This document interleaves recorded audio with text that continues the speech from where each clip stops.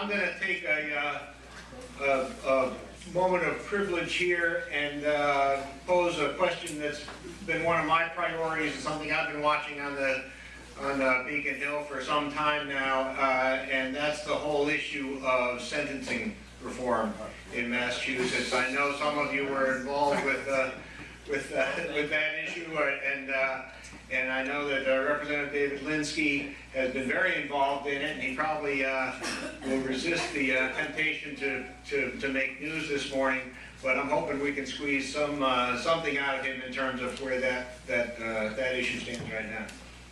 All right.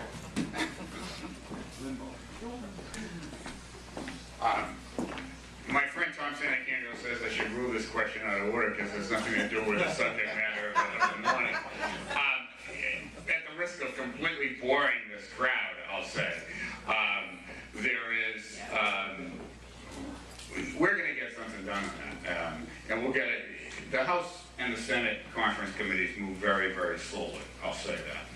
But we have a deadline of July 31st when the session ends, and I fully expect that we're going to pass a balanced bill out of the conference committee that's going to do two things, and this will only take a minute. Number one, it's going to identify a very small group of repeat violent offenders that are going to be given very strict, long prison terms out of a need to, quite frankly, protect public safety. But that's a very small group. And then there's a much larger group that are currently serving mandatory minimum drug sentences that I expect that we're going to show a little leniency towards and try to push those people in the direction of rehabilitation under the recognition that they are going to be released, and we want to keep them from committing other crimes and being recidivists. So I think that we're going to make some good progress, and I promise you a good balanced bill before July